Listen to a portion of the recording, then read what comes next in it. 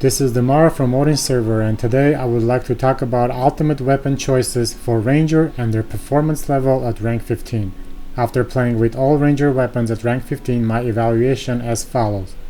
Please note that this is my opinion based off in actual gameplay. It is ultimately up to the player to choose which weapon to make. Please also note that archery is currently not tuned with the current game meta. Overall, lower performance expected in higher level content. And on that note, let's dive in.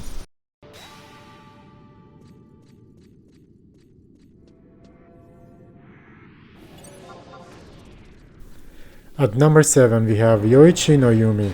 Out of all the Ranger ultimate weapon choices, this is by far the weakest contender in the arsenal. The massive range accuracy from the bow and its dispensed arrow can be helpful when fighting high evasion monsters. The distortion property on the mass arrow provides skill chains with Lead and Salute, Wildfire, Rouge Storm, Evisceration, which can be useful for long magic burst scenarios. Although it is only 13% chance of triple damage on a shot, it can also affect the entire barrage if activated during any of the barrage shots and during double shot.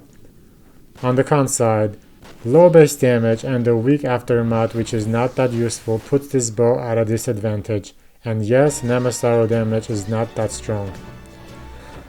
At rank 15, the overall 68% boost to Namasaro significantly becomes better. Critical hit rate plus 5% can be handy for critical damage, although nothing impressive. This weapon was clearly designed for Samurai, and Ranger happens to have access to it. My opinion, save your gil.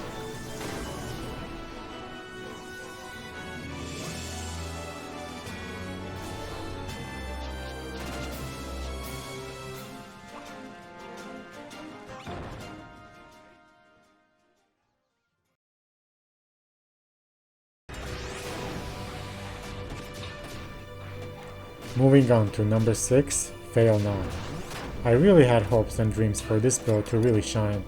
Apex Arrow animation is so cool that when I saw it first time used in the test server back in 2011, I thought this was going to be the best weapon skill for Ranger. Well, hopes are good, but in reality nothing impressive. On the pro side, dispenses the highest damage arrow available in the game, allows the user to perform an ultimate skill chain. TP bonus 500 is a plus on this build, so TP plus 10 comes handy for quicker TP generation and weapon skill frequency. On the negative side, Apex Arrow is a weak weapon skill, and being a multi-hit weapon skill, chances of missed hits are inevitable. At rank 15, the additional range and magic accuracy is helpful for people who use Flaming Arrow. Personally, I like using Refulgent Arrow with this bow with quite interesting results. My suggestion is hold tight to your money for the beasts ahead.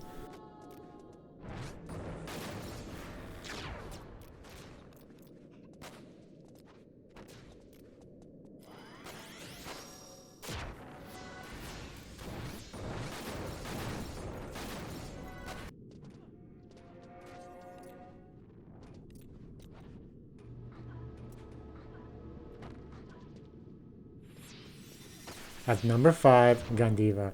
Oh, Gandiva, the reason I played this job for so many years. The dream started from this build. Something about raining thunder from the sky is so satisfying. What a complete chaos of a weapon it is. A giant disclaimer. If not careful, the enmity generation from this bow can basically kill parties and cause tanks lose hate in a blink of an eye.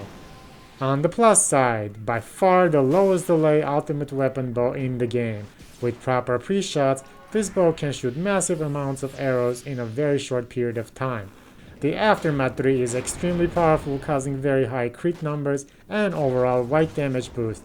Jishnu's Radiance is the strongest archery weapon skill with light fusion properties.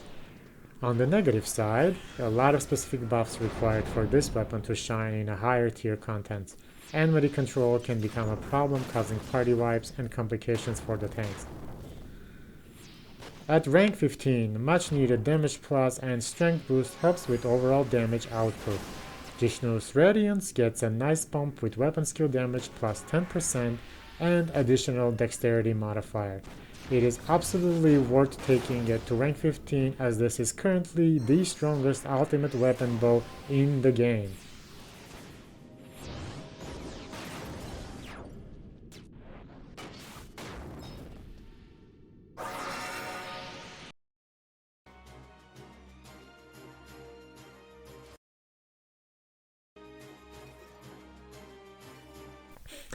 The introduction of ionic weapon skill last stand significantly boosted the marksmanship usage.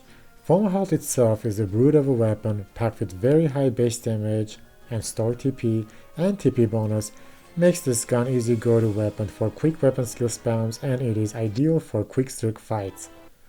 On the pro side, it dispenses chrono bullets, which are the highest damage bullets in the game. With this gun, it is super easy to spam last stands back to back and aim for that radiance. Fairly easy to obtain, and powerful chrono bullets makes it a must to have. This weapon can also do decent true flight due to the TP bonus 500 and high magic accuracy. Below 2250 TP, this will be your second strongest true flight weapon. On the negative side, with such a high damage weapon comes a great responsibility of enmity control. Although enmity control is not as bad as Gandiva, it is still easy to pull hate with Fomalhaut, especially in longer fights because of the weapon skill frequency and strong last stands. At rank 15, last stands gets a neat 10% damage bump. The additional range and magic accuracy plus 30 are also helpful. My suggestion, have this on a backburn process for rank 15. There are more important ones ahead.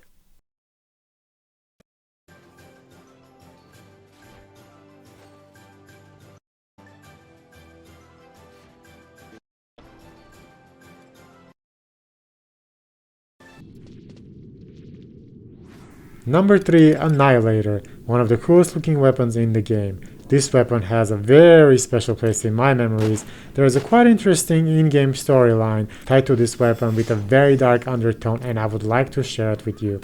You find the relic gun in Vastag, or the nation where the children who play with fire reside. It was originally wielded during the Shadow Reign era by Elvira Gogol, who was the Gold Musketeer captain of the Department of Mining during the Crystal War. In the cutscene, we see an NPC by the name of Elrica pass on the weapon to the player, which caused a confusion. Players thought it was a localization error, so they asked for clarification from the development team, and there was a response from Square Enix, which was the following. Open quote, "We had a discussion with the development team member in charge of this story, who revealed to us that the NPC name is as intended. What is Elrica's true identity? What chain of events brought the Annihilator into her possession? And what fate befall Elvira Gogol that she would entrust her prized weapon to another? This is one of the many tales that remain shrouded in history." End quote.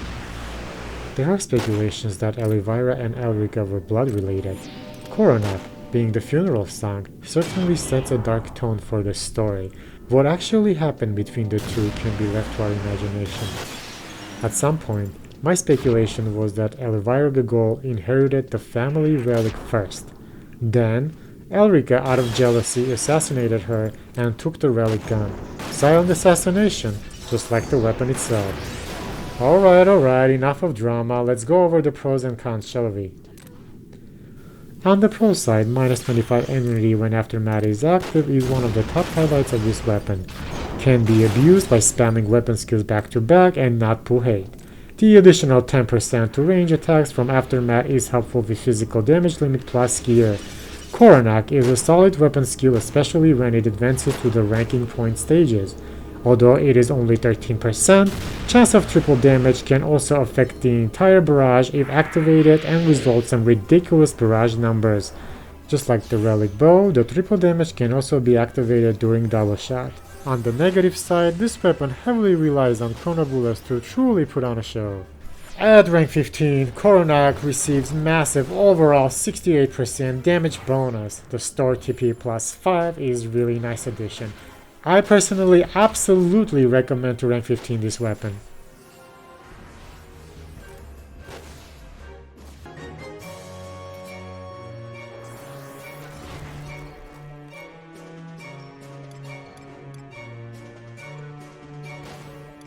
Number 2, Armageddon. Oh, Armageddon. The true versatile gun that can be multi-purposed in any situation and do it in style. An absolute king of white damage for ranged weapons due to the Empyrean aftermath and ridiculous amount of agility loaded on the weapon. On the pro side, the high critical hit damage from Aftermath 3 combined with a double shot can be destructive. For monsters that are weak to fire, Wildfire can be absolutely crushing. Wildfire also helps with lowering enemy regeneration. Enemy reduction scales with TP and is applied in separate step from equipment-based enemy reduction. Dispense devastating bullets provide magic accuracy plus 35, further helping Wildfire and true flight resistance. The Agility Plus modifier is also great for true flight and last stand weapon skills. At 3000 TP, the weapon skill detonator can do some interesting numbers as well, which makes this weapon overall mega hybrid weapon. On the negative side, it will need chrono bullets for max damage output. Also, Wildfire has its limited usage. At rank 15, Agility plus 20, Wildfire damage plus 10% further pushes the limits of this beast. To truly achieve max crit damage numbers, you will need to rank 15 this weapon. It is definitely worth it and it is absolutely powerful.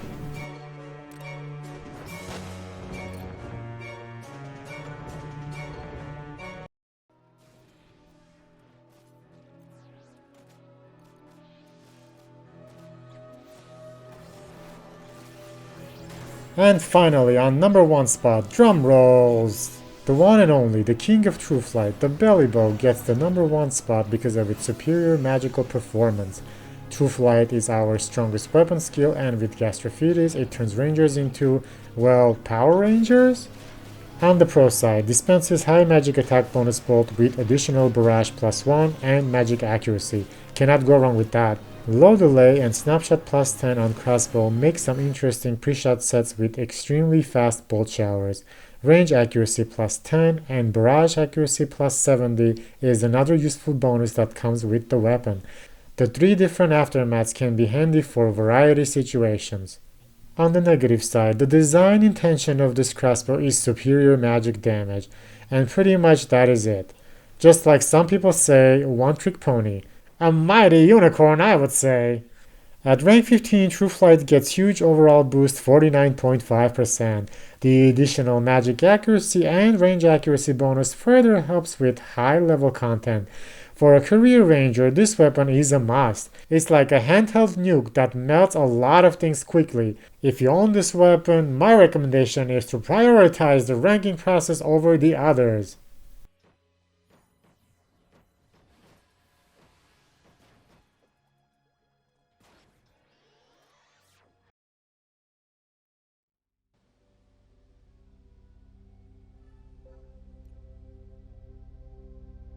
It is ultimately and completely up to you which weapon you would like to invest your time and money in as long as you enjoy playing your job. Luckily, Ranger gets variety choices to select from, some advance in certain situations than the others. Overall, these are all unique weapons. If you are a type of a player who wants to have versatility and not just for Ranger, Corsair as well, Armageddon would be your best bet. Rank 15 this weapon as soon as you can. Just remember, it will still need chrono bullets from Fomalhaut to reach its peak performance. For players who would like to maximize performance in all situations, I would advise getting all the marksmanship weapons first, since archery is not currently in good place. Apart from Gandiva, which still holds the lines tight due to its amazing speed and powerful Empyrean aftermath. Still, it does not surpass Armageddon's white damage. See my white damage videos for both. Also, you will need the chrono arrows to maximize Gandiva's performance. So then you end up getting Fail Not.